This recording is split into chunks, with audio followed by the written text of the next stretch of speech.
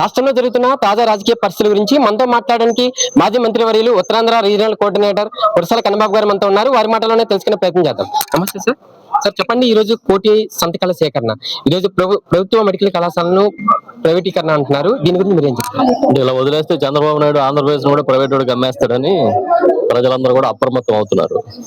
ఈ రోజున జగన్మోహన్ రెడ్డి గారు, మా ప్రీతమ నాయకులు, ఈ 17 మెడికల్ కాలేజీల నిర్మాణం చేపడితే చంద్రబాబు నాయుడు వచ్చి వాటన్నిటినీ కూడా ప్రైవేటు పరం చేయాలని చెప్పి నిర్ణయం తీసుకున్నారు.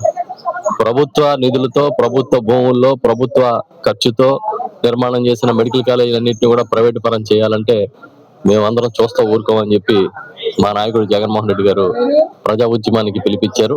ఆ ప్రజా ఉద్యమంలో భాగంగా కోటి సంతకాల సేకరణ చేశాం. ఈ రోజు 10వ తేదీన ఈ సంతకాలు చేసిన నియోజకవర్గంలో చేసిన సంతకాలన్నింటినీ తీసుకుని, ఈ పేపర్లు తీసుకుని జిల్లా కార్యాలయానికి అప్పచెప్పే కార్యక్రమం ఇప్పుడు చేయబోతున్నాం. దీంతో పాటు 15వ తేదీన జిల్లాలో ర్యాలీగా మొత్తం అన్ని నియోజకవర్గాల పత్రాలు తీసుకుని ఇక్కడి నుంచి మా రాష్ట్ర కార్యాలయానికి అందిస్తాం. 17వ తేదీన సాయంత్రం గవర్నర్ గారు మా నాయకుడు జగన్మోహన్ రెడ్డి గారికి అపాయింట్మెంట్ ఇచ్చారు. వారి నాయకత్వంలో, జగన్మోహన్ రెడ్డి గారి నాయకత్వంలో మేమందరం వెళ్ళి ఆ గవర్నర్ గారికి పత్రాలన్నీ ఇచ్చి, ఇంత దుర్మార్గం జరుగుతుంది రాష్ట్రంలో, ఆపండి, ప్రైవేటు వారికి ఆస్తులన్నీ కట్టబెట్టి ఈ కార్యక్రమాన్ని, ఈ దుర్మార్గాన్ని మీరు ఆపి ప్రజల హక్కులా ఉండే వైద్యాన్ని, ప్రజా వైద్యాన్ని కాపాడాలని మేము ఈ కార్యక్రమాన్ని చేపట్టి తీసుకెళ్తా ఉన్నాం. ఇవాళ మా నియోజకవర్గంలో సుమారుగా 65,000 సంతకాలు సేకరణ చేయాలని లక్ష్యంగా పెట్టుకుని దాన్ని సాధించాం.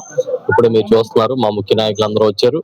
అందరం కలిపి దీన్ని తీసుకెళ్లి ఇవాళ ర్యాలీగా రాష్ట్ర పార్టీ కార్యాలయం, మన జిల్లా పార్టీ కార్యాలయంలో అందిస్తాం. మీరు ఉధృతంగా ఈ యొక్క కార్యక్రమాన్ని చేపడుతున్నారు. ముఖ్యంగా మీ పిలుపు మేరకు రాష్ట్ర వ్యాప్తంగా అన్ని నియోజకవర్గాలు పక్కన పెడితే మీ పిలుపు మేరకు తెల్లారుజామున 6 గంటలకు వచ్చిన పరిస్థితి. అంటే కన్నబాబు గారు అంటే కాకినాడ ప్రజలే కాదు, రాష్ట్ర వ్యాప్తంగా కూడా ఒక సున్నితమైన నాయకులుగా మీరైతే పేరు సంపాదించుకున్నారు. ఇంత మంచి ఆదరణ, మీరు ఓడిపోయినా కూడా మీ వెనక ఇంతమంది ఉండడం ఏం చెప్తారు? నా వల్ల కాదు, జగన్మోహన్ రెడ్డి గారి వల్ల. జగన్మోహన్ రెడ్డి గారి పట్ల అభిమానంతో, ఆయన పట్ల ప్రేమతో, రాజశేఖర రెడ్డి గారి పట్ల అభిమానంతో, గౌరవంతో ఇవాళ అందరూ కూడా మేమందరం ఒక టీమ్ గా పనిచేస్తా ఉన్నాం. మా నియోజకవర్గంలో కూడా ఒక టీమ్ గా అందరం కూడా కలిసి ముందుకెళ్తా ఉన్నాం.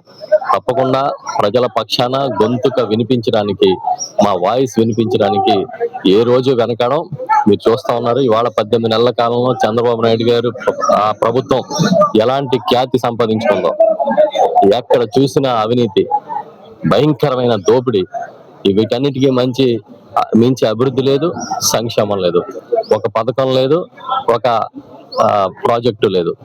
ఇప్పుడే మా మహిళా నాయకురాలు ఒకరు చెప్తున్నారు, ఆర్టీసీ బస్సు ఎక్కడ మానేసామండి, చాలా దుర్మార్గంగా ఉంది, బస్సులో కొట్లాట్లు జరుగుతున్నాయి, ఆ బస్సులు కూడా ఎప్పుడు ఏ టైర్ పేలిపోద్దో తెలియదు, ఏ రేకు ఊడిపోద్దో తెలియదు అన్నట్టుగా పాత బస్సులు, డొక్కు బస్సులు వేసి తిప్పుతున్నారు, అందుకని బస్సులు ఎక్కడ మానేసాను ఇప్పుడే చెప్పారు ఒక మహిళ.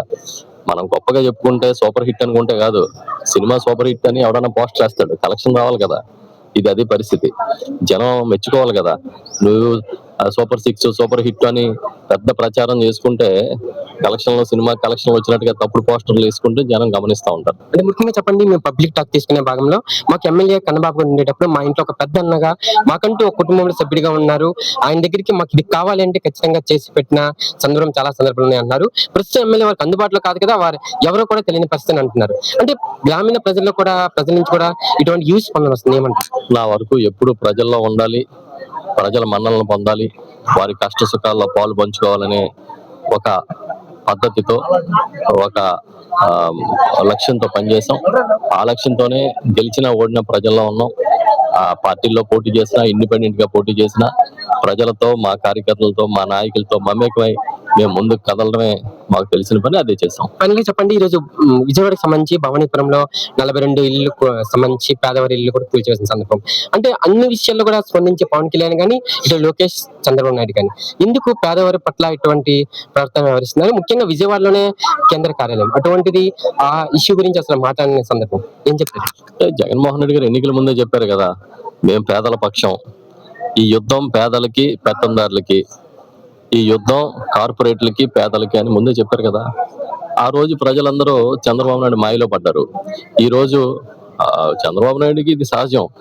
ఇప్పుడు ఇల్లు కూలగొట్టారు, అంత ముందు అధికారంలో గుళ్ళు కూలగొట్టాడు. ఆయనకి కూలగొట్టడం అంటే ఇష్టం, ఆయనకి పడగొట్టడం అంటే ఇష్టం. ఎందుకంటే ఎన్టీ రామారావు ప్రభుత్వాన్ని పడగొట్టాలనుకున్న వాడికి ఇల్లు గుళ్ళు లెక్క. మేమేం చెప్తున్నాం అంటే పేదల గుండె చప్పుడు వినే నాయకుడు ఆ రోజు రాజశేఖర రెడ్డి గారు, ఈ రోజు జగన్మోహన్ రెడ్డి గారు. అంతే తప్పించి చంద్రబాబు నాయుడు ఎప్పుడు కార్పొరేట్ స్టైల్ పాలిటిక్సే చేస్తాడు, కార్పొరేట్ కోసమే పాలిటిక్స్ చేస్తాడు.